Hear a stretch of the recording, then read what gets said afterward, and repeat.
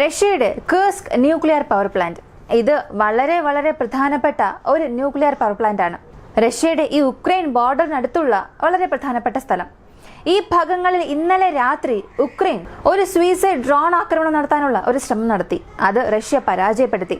ഇപ്പോൾ റഷ്യയുടെ president Putin IAEA international atomic ഏജൻസിക്ക് ഒരു റിക്വസ്റ്റ് കൊടുത്തു. നിങ്ങൾ കേഴ്സ് പ്രദേശങ്ങളിൽ അല്ലെങ്കിൽ ന്യൂക്ലിയർ പവർ പ്ലാന്റിന് ചുറ്റുമുള്ള പ്രദേശങ്ങളിൽ ഒരു ഇൻസ്പെക്ഷൻ നടത്തണം. ഉക്രൈന്റെ ആക്ടിവിറ്റീസ് തടഞ്ഞില്ല എന്നുണ്ടെങ്കിൽ ഒരു ന്യൂക്ലിയർ ഡിസാസ്റ്റർ റഷ്യയ്ക്കുള്ളിൽ ഉക്രൈൻ ആരംഭിക്കും. അതിനുള്ള തെളിവുകളെല്ലാം ഞങ്ങൾ ശേഖരിച്ചു കഴിഞ്ഞു. നിങ്ങൾ ഒരു ഇൻവെസ്റ്റിഗേഷൻ നടത്തി ഞങ്ങൾ ഉക്രൈന് നേരെ നടത്തിയ ഒരു ആരോപണം പുറം ലോകത്തിന് തുറന്നു കാണിക്കണം എന്ന ആവശ്യം ഉന്നയിച്ചു. കൂടാതെ റഷ്യയുടെ വളരെ പ്രധാനപ്പെട്ട പോർട്ടിൽ ഇന്നലെ ഉക്രൈൻ നടത്തിയ ആക്രമണത്തിൽ നിരവധി നാശനഷ്ടങ്ങൾ റഷ്യയുടെ ആ ഒരു ഫെസിലിറ്റിയിൽ ഉണ്ടായി. പല ടാങ്കേഴ്സ് മുഴുവനായും നശിച്ചു. ഇവയെല്ലാം ഈ വീഡിയോയിലൂടെ വ്യക്തമായി അറിയാം.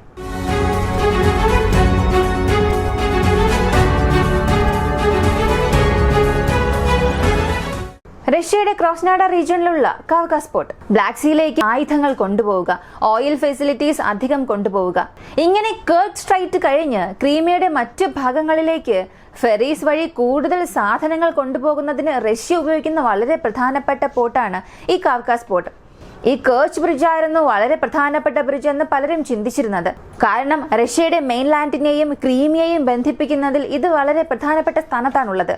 അതിനാൽ ഈ ഒരു ബ്രിഡ്ജ് വഴി കൂടുതൽ ട്രാൻസ്പോർട്ട് നടക്കുന്നുവെന്നാണ് പലരും ചിന്തിച്ചുകൊണ്ടിരുന്നത്. എന്നാൽ അങ്ങനെയല്ല. ഇപ്പൊ റഷ്യയിൽ നിന്നും ഒരു 10 ട്രക്കിൽ അവർക്ക് ആവശ്യമായ വസ്തുക്കൾ ക്രീമിയയിലേക്ക് അയക്കുന്നു എന്നുണ്ടെങ്കിൽ അത് കേർച്ച് ബ്രിഡ്ജ് വഴി മാത്രം അയക്കില്ല, ഇങ്ങനെ ഫെറീസ് വഴിയും അയക്കും. സ്പെഷ്യലി ഇതിനു വേണ്ടി ലോഡ്സ് ക്യാരി ചെയ്ത് കൊണ്ടുപോകുന്ന ഗുഡ്സ് ഫെറീസ് വഴിയും റെയിൽ ഫെറീസ് വഴിയും കൂടുതൽ വസ്തുക്കൾ കടൽ വഴിയും അയക്കും. ഇപ്പോൾ റഷ്യ ഉക്രൈൻ യുദ്ധം 2022 ആരംഭിക്കുന്നതിന് മുൻപ് കേർച്ച് ബ്രിഡ്ജ് വഴി ക്രീമിയയ്ക്ക് ആവശ്യമായ സഹായമെല്ലാം ഒരു 40 മുതൽ 60% വരെ മാത്രമേ പോവുകയുള്ളൂ. കൂടിപ്പോയാൽ 60% ഗുഡ്സ് ട്രാൻസ്പോർട്ട് ചെയ്യാൻ വേണ്ടി മാത്രമേ ഈ കേർച്ച് ബ്രിഡ്ജ് ഉപയോഗിക്കുകയുള്ളൂ. ബാക്കിയുള്ള 40% കപ്പൽ വഴി കേർച്ച് സ്ട്രെയിറ്റ് കഴിഞ്ഞ് ഫെറീസ് വഴിയും ട്രാൻസ്പോർട്ടർ കപ്പലുകൾ വഴിയുമാണ് ഈ സീ ഓഫ് ഖസോവിൽ നിന്നും കരിങ്കടൽ ഭാഗത്തേക്ക് പോയി അവിടെ നിന്ന് ക്രീമിയയിലെ മറ്റ് ഭാഗങ്ങളിലേക്ക് ഡിസ്ട്രിബ്യൂട്ട് ചെയ്യുന്നത്. അതിനാൽ തന്നെ ഇപ്പോൾ ഈ ഒരു റൂട്ടിന്റെ ഉപയോഗം അധികമാകുന്നുണ്ട്. അതായത് കേർച്ച് ബ്രിഡ്ജിനെ ആക്രമിച്ചാലും അതുകൊണ്ട് റഷ്യയ്ക്ക് വലിയ പ്രശ്നമൊന്നും ഉണ്ടാകില്ല എന്ന രീതിയിൽ കൂടുതൽ കപ്പൽ പോക്കുവരത്ത് റഷ്യ നടത്തുന്നുണ്ട്. ഇതും ഉക്രൈൻ നന്നായി മനസ്സിലായി. അതിനാൽ ഉക്രൈൻ ചെയ്തത് കേർച്ച് ബ്രിഡ്ജിനെ ആക്രമിക്കുമ്പോൾ റഷ്യയ്ക്ക് വലിയ രീതിയിൽ പ്രശ്നമൊന്നും ഉണ്ടായില്ല എന്നുണ്ടെങ്കിൽ നമ്മൾ ട്രാൻസ്പോർട്ട് ഫെറീസിനെയും ആക്രമിക്കണം എന്ന തീരുമാനമെടുത്തു. അതിന്റെ ആദ്യഘട്ടമായി ഒരുപാട് ദിവസങ്ങൾക്ക് ശേഷം ഈ ക്രോസ്നോഡ റീജിയണിലുള്ള ഈ ഒരു പ്രത്യേക ഭാഗത്തുള്ള പോർട്ടിൽ നേരിട്ട് അവരുടെ മിസൈൽ ആക്രമണം നടത്തുന്നു. ഇത് യുദ്ധത്തിന് മുൻപും റഷ്യയുടെ നിയന്ത്രണത്തിലുള്ള ഒരു ഭാഗമാണ്, റഷ്യയ്ക്ക് സ്വന്തമായ ഒരു സ്ഥലം. ഇങ്ങനെ മിസൈൽ ആക്രമണം നടത്തുമ്പോൾ വളരെ പ്രധാനമായും അവർ ലക്ഷ്യമിട്ടത് 30-ൽ കൂടുതൽ ടാങ്കേഴ്സിനെ കൊണ്ടുവരുന്ന റെയിൽവേ ഫെറി ആയിരുന്നു. അതിന് നേരെയായിരുന്നു അവരുടെ ആക്രമണം. ഫെറി എന്ന് പറഞ്ഞാൽ എന്തെന്ന് ചോദിച്ചാൽ, ഇപ്പോൾ സാധാരണ നമ്മുടെ കപ്പലുകൾ പല രീതിയിലുണ്ട്. അതിൽ ഒന്നാണ് അകത്ത് റെയിൽ കൊണ്ടുപോകാനായി ട്രാക്സോട് കൂടിയുള്ള കപ്പലുകൾ നിർമ്മിച്ചിട്ടുണ്ടാകും. അതുവഴി ഒരു ട്രെയിനിനെ മുഴുവനായും അതിനുള്ളിൽ കൊണ്ടുപോയി ആ ടാങ്കേഴ്സോട് കൂടി തന്നെ അതിനെ ട്രാൻസ്ഫർ ചെയ്യാൻ സാധിക്കും. ഇതിനെ റെയിൽവേ ഫെറി എന്ന് പറയും. ഇതുപോലെ കാറുകൾ കൊണ്ടുപോകുന്നതിനും കാർഗോ ഫെറീസ്, ഇങ്ങനെ പല രീതിയിലുണ്ട്. ഇങ്ങനെ 30 റെയിൽവേ ടാങ്കേഴ്സിലും ക്രൂഡ് ഓയിൽ ഫില്ല് ചെയ്ത് വെച്ചിരുന്ന ആ ഒരു കപ്പലിന് നേരെയായിരുന്നു ഉക്രൈന്റെ ആക്രമണം. പെട്ടെന്ന് വലിയൊരു തീ വിപത്ത് തന്നെ അവിടെ ഉണ്ടായി. അതിനുള്ളിലെ 17 ക്രൂ മെമ്പേഴ്സിനെ റഷ്യ പുറത്താക്കി എന്ന് പറയുന്നു. ആ ലോക്കലിൽ നിന്ന് വരുന്ന ഒഫീഷ്യൽസിന്റെ വിവരം അത് സ്ഥിരീകരിച്ചു. വീണ്ടും ഒരു 2 പേരെ അന്വേഷിക്കുന്നതായും പറയുന്നു. എന്നാൽ ഇതിൽ ആ 30 ടാങ്കേഴ്സ് കൊണ്ടുവന്ന ആ ഫെറി ഈ ഒരു ആക്രമണത്തിൽ മുഴുവനായും കത്തി നശിച്ചു. അത് കടലിൽ മുങ്ങുകയും ചെയ്തു. ഇത് റഷ്യയ്ക്ക് അടുത്തിടെ സംഭവിച്ചതിൽ വലിയൊരു നഷ്ടം തന്നെയാണ്. ഉക്രൈന് ഒരു കാര്യം മനസ്സിലായി, കേർച്ച് ബ്രിഡ്ജ് വഴി റഷ്യയിൽ നിന്നും ക്രീമിയയിലേക്ക് വരുന്ന സപ്ലൈസ് കുറഞ്ഞിട്ടുണ്ട്. അപ്പോൾ അടുത്ത് ഈ ഫെറീസിനെ ആക്രമിക്കാൻ തുടങ്ങി. അപ്പോൾ ഇനി ക്രീമിയയ്ക്ക് ഓയിൽ സപ്ലൈ ആവശ്യമായി വരുമ്പോൾ ഈ 2 റൂട്ടിനെയും ആക്രമിക്കുകയാണെങ്കിൽ, കേർച്ച് കടൽ റൂട്ട്, ഈ 2 റൂട്ടിനെയും ആക്രമിക്കുകയാണെങ്കിൽ ക്രീമിയയ്ക്ക് ആവശ്യമായ സപ്ലൈസ് കുറയ്ക്കാം എന്നുള്ളതായിരുന്നു ഉക്രൈന്റെ വലിയൊരു പദ്ധതി. അതിൽ ഉക്രൈന് പതിയെ നേട്ടവും ലഭിക്കാൻ തുടങ്ങിയിട്ടുണ്ട്. ഇതിൽ വളരെ പ്രധാനപ്പെട്ട കാര്യം സ്റ്റോം ഷാഡോ ക്രൂയിസ് മിസൈൽ ഉപയോഗിച്ചാണ് ഈ സ്ഥലത്ത് ആക്രമണം നടത്തിയത് എന്ന് ചില സോഴ്സസിൽ നിന്നും വിവരം വന്നിട്ടുണ്ട്. എന്നാൽ ഇങ്ങനെ ഒരു ആക്രമണം നടന്നതിനു ശേഷം റഷ്യയുടെ പക്കൽ നിന്ന് ഔദ്യോഗികമായ സ്ഥിരീകരണം ഒന്നും തന്നെ വന്നിട്ടില്ല. എങ്ങനെയുള്ള ആയുധങ്ങളാണ് ഉപയോഗിച്ചത് എന്നൊക്കെ. ഉക്രൈൻ ഇത് സ്റ്റോം ഷാഡോ ക്രൂയിസ് മിസൈൽ ഉപയോഗിച്ച് ആക്രമിച്ചിരിക്കാനുള്ള സാധ്യത വളരെ കൂടുതലാണ്. കാരണം ഉക്രൈന്റെ പക്കലുള്ളതിൽ വെച്ച് വളരെ ലോങ് റേഞ്ച് വെപ്പൺ സിസ്റ്റത്തിൽ ഈ സ്റ്റോം ഷാഡോ മിസൈലിന് വളരെ പ്രധാനപ്പെട്ട ഒരു സ്ഥാനമുണ്ട്.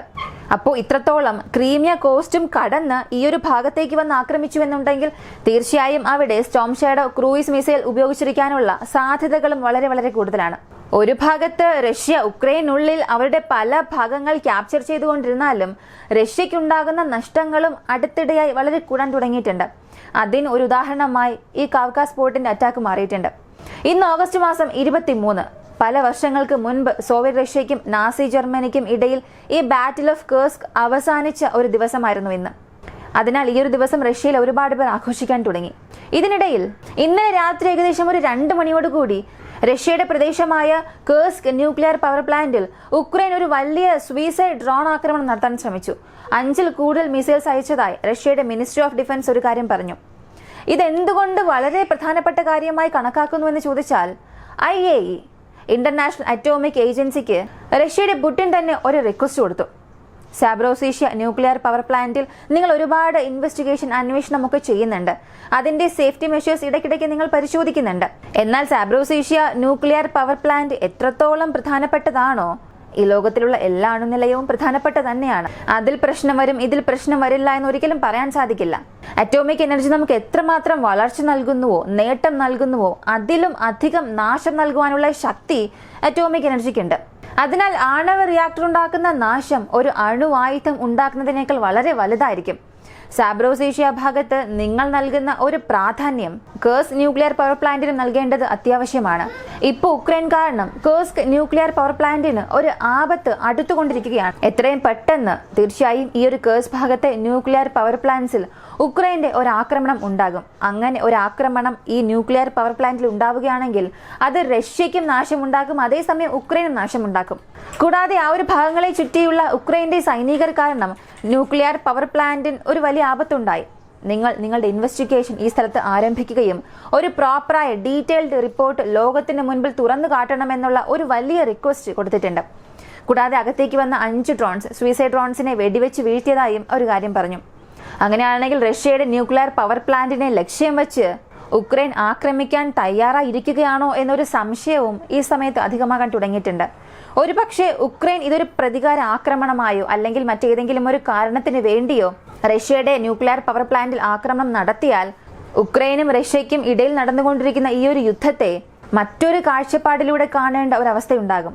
കാരണം ഇത്രയും ദിവസം ഒരു അണുവായുധ യുദ്ധമായി മാറുമോ മാറില്ലയോ എന്നുള്ള ഒരു ഭയത്തിലായിരുന്നു ഒരുപാട് പേർ. ലോക നാടുകൾക്കുള്ള വലിയൊരു ഭയവും അത് തന്നെയായിരുന്നു. കാരണം റഷ്യ ഉക്രൈൻ യുദ്ധമെന്നത് ഒരു അണുവായുധ യുദ്ധമായി മാറുകയാണെങ്കിൽ അതിനുശേഷം മറ്റ് നാടുകൾ അവരുടെ ശത്രു നാടുകൾക്ക് നേരെ അണുവായുധം ഉപയോഗിക്കാനുള്ള ഒരു കാരണമായി ഈ ഒരു യുദ്ധം മാറും. അവർ അങ്ങനെ ചെയ്തു, അവരുടെ സംരക്ഷണത്തിന് വേണ്ടി അവരങ്ങനെ ചെയ്യുമ്പോൾ എന്തുകൊണ്ട് ഞങ്ങൾക്ക് ചെയ്തുകൂടാ? ഞങ്ങളുടെ രാജ്യത്തിന്റെ സംരക്ഷണത്തിന് വേണ്ടി ഇത് ചെയ്യാനുള്ള അവകാശം ഞങ്ങൾക്കുണ്ടെന്ന് പറഞ്ഞ് എല്ലാ നാടുകളും അണുവായുധം ഉപയോഗിക്കേണ്ട ഒരു തീരുമാനത്തിലേക്ക് എത്തും. അപ്പോൾ ഈ ഒരു യുദ്ധം എത്രത്തോളം തീവ്രമാകുന്നു എന്നുള്ളത് ലോകനാടുകൾ ശ്രദ്ധിക്കുന്ന അതേ സമയത്ത് റഷ്യയുടെ ന്യൂക്ലിയർ പവർ പ്ലാന്റിനെ ഉക്രൈൻ ലക്ഷ്യമിടാൻ തുടങ്ങിയത് ഇപ്പോൾ വലിയൊരു സംഘർഷം, ഒരു ഭയം ഈ ഒരു പ്രദേശത്ത് ഉണ്ടാക്കാൻ തുടങ്ങിയിട്ടുണ്ട്. മറ്റൊരു ഭാഗത്ത് കേഴ്സ്ക് ഭാഗങ്ങളിൽ ഫോറിൻ കൺട്രീസിൽ നിന്നും ഉക്രൈനിലേക്ക് വന്ന് യുദ്ധം ചെയ്യുന്ന ഒരുപാട് പേര് അറസ്റ്റ് ചെയ്യാൻ തുടങ്ങിയിട്ടുണ്ട്. അതിൽ അമേരിക്കയിലുള്ള ചിലർ ഉണ്ടെന്ന വിവരവും പുറത്തു വന്നിട്ടുണ്ട്. ഇങ്ങനെ റഷ്യയ്ക്ക് ഒരു ഭാഗത്ത് പ്രശ്നങ്ങൾ വളർന്നുകൊണ്ടിരിക്കുമ്പോൾ ഉക്രൈനിലേക്ക് ഇന്ത്യൻ പ്രധാനമന്ത്രി പോയി. കീവിൽ ഇറങ്ങിയ അദ്ദേഹത്തിന് ഒരു നല്ല വരവേൽപ്പ് തന്നെ ലഭിച്ചു. അവിടെയുള്ള മീഡിയാസ് വഴി ഈ വിവരം പുറത്തു വന്നിട്ടുണ്ട്. പോയ മാസം മോസ്കോ വിസിറ്റ് ചെയ്തിട്ട് ഇപ്പോൾ പോളണ്ട് കീവിലേക്കുള്ള ഈ ഒരു യാത്ര വളരെ പ്രാധാന്യമർഹിക്കുന്ന യാത്രയായി മാറിയിരിക്കുകയാണ്. ഒരു പക്ഷെ ഇന്ത്യ കാരണം ആ സ്ഥലത്ത് സമാധാനം കൊണ്ടുവരാൻ സാധിക്കുമോ എന്നുള്ള ചോദ്യവും ലോകനാടുകളുടെ മധ്യേ ഉണ്ടായിട്ടുണ്ട്.